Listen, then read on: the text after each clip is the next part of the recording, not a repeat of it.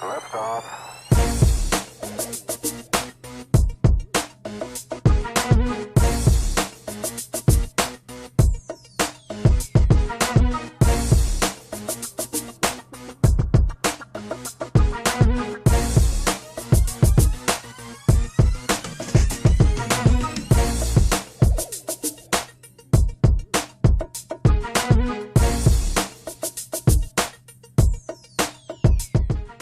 Well, as county clerk, there's two that along with my good staff, I'm proud of. One is on the election front. Okay, over the last long time, 28 years, I think we've done a lot to change Illinois. For example, we brought motor voter. We had to sue the governor to get it working. Motor voter's a great thing now. We brought voting by mail. We brought early voting to Illinois, and as everybody knows, early voting is extraordinarily successful. That's important to me, those election improvements, improving the list, joining ERIC, which is basically states sharing data. Some of these things are not very sexy, but they make your list cleaner, you save money. So those are good things.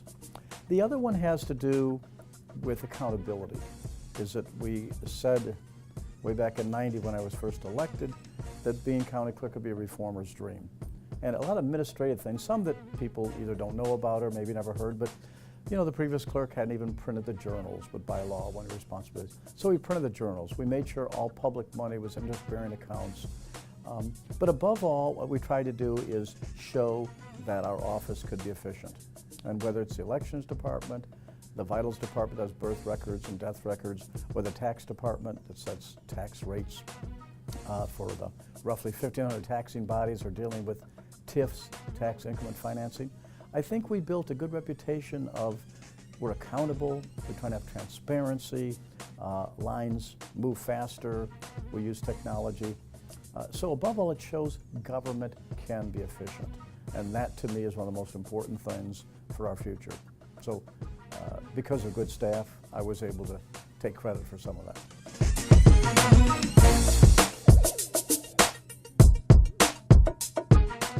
I care a lot about people, care about what happens to them. That's why I care so much about efficient government. I've not always been the person who feels like they got to be at the top of the game. I like a personal life. I don't even like politics that much. In other words, I believe in helping people, but a lot of politics, particularly, remember, I've been in Chicago and Cook County my entire career, and that's a pretty vicious place to be. After I was elected county clerk, and I never realized how popular I was because we didn't take polls then. I think a lot to do with, I really liked the idea of a coalition. And the coalition we built around Harold Washington was largely African American, some Hispanic, and some liberal-minded white folks. And so when I would think about running, the key is I didn't want to disrupt that coalition. It's nice to do what you believe in and still have a life. You know, the higher profile you are, so much of your life is dealing with, I guess, a lot of the pomp and circumstances that I don't really care much about, frankly. I'd rather just try and make things better for people.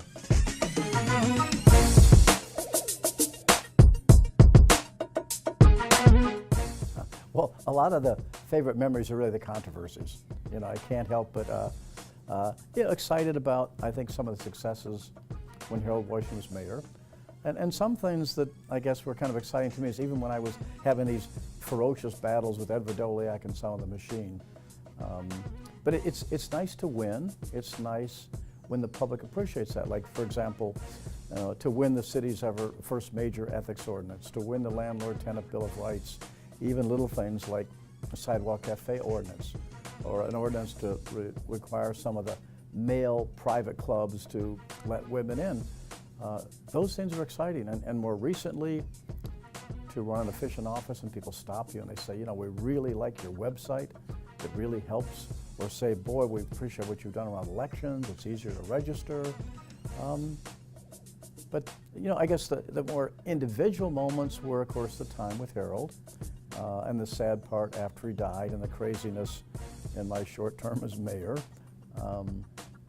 You know, supporting gay rights all those years was fascinating. And some of them were wild times because some of the protesters some of them my friends that were protesting our office, because as county clerk, you give out the marriage records, and some of them wanting me to give out marriage records illegally and so forth. We had a lot of battles over that, but it was good, and it was really a great moment when there was this major lawsuit, and I was asked to defend kind of the side against allowing same-sex couples to marry. And I just was really proud and said, no, we're not going to defend it. And the result was the right side won the case. And I guess I'm really proud too is that, there's still, you can win legal battles. What's really important is when people accept them culturally. And in our own office, there's a lot of people with different views. But once that law was passed and people came in there and one line would have a heterosexual couple, another line might have a gay couple of some sort, and our staff, I think, performed very well. So when you see dramatic social change, usually with Harold and things he tried to do to make white Chicago understand what black Chicago was about and what they had to offer, that's exciting, to me anyway.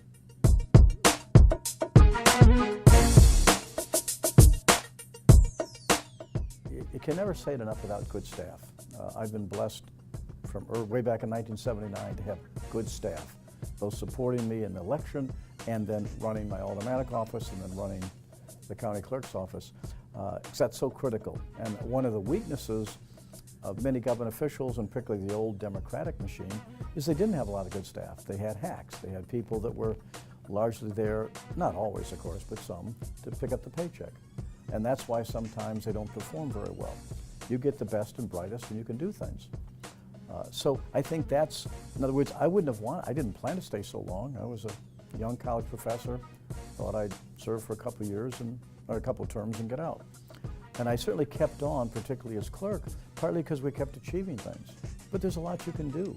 People have real problems around their taxes, and if we can help them to understand it, or people having to figure out how do they pay back because they lost their home when they have a certain amount of time to reclaim it. So when we have good people working on, or the efficiencies, people love the efficiencies. And while I'm not, frankly, that good at technology, we've had great people. We won the Public Service Award from Microsoft for being one of the most innovative offices in the country. So again, if you hire good staff, you can do those things. So I think that really accounts for me being hanging around so long.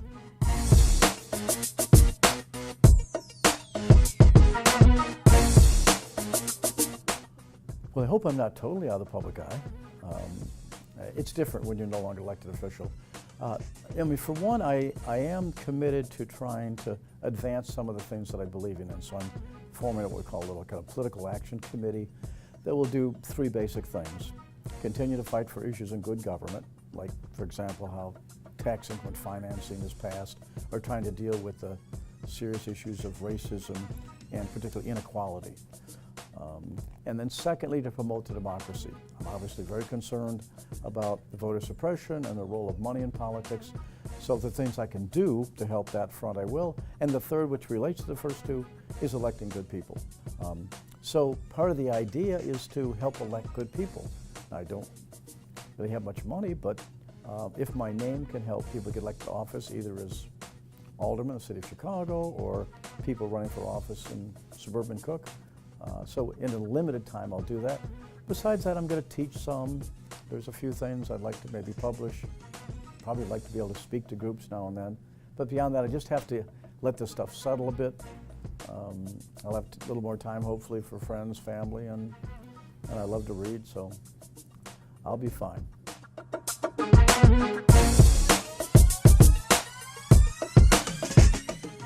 Well, as I said earlier, I believe the public sector is so important. And I believe that this last election, there's so many young people and others that really got out there and did things. And the key now is we've got to prove that democracy works. We've got to prove that people listen and run better government. I really think it's important in a democracy, representative form of government, that we show that we can do things to help people. And On most of the issues, I do believe the public is pretty clear. They want a government that's going to help with health care.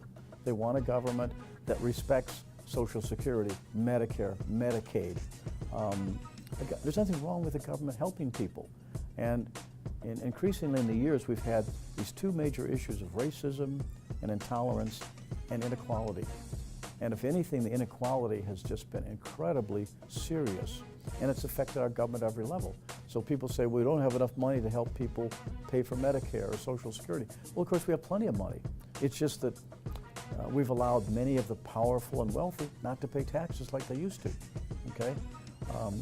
And that's what's got to be addressed, that if you deal with the inequality and you say our limited resources have to be spent wisely, we can't keep wasting money. And if we had the time, there's so many wasteful things that our governments do every day in the city, the county, the state. At the same time, we have to understand those resources are to be shared more properly.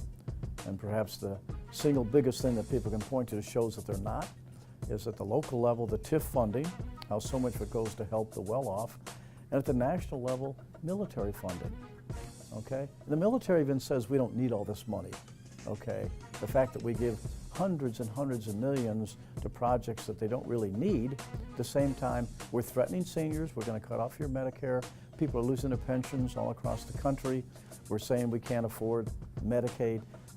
That's wrong. We can, but we need an efficient government to do it, and we need a vision that understands we should be dealing honestly with making government fair and not continuously having government serve the interests of the few.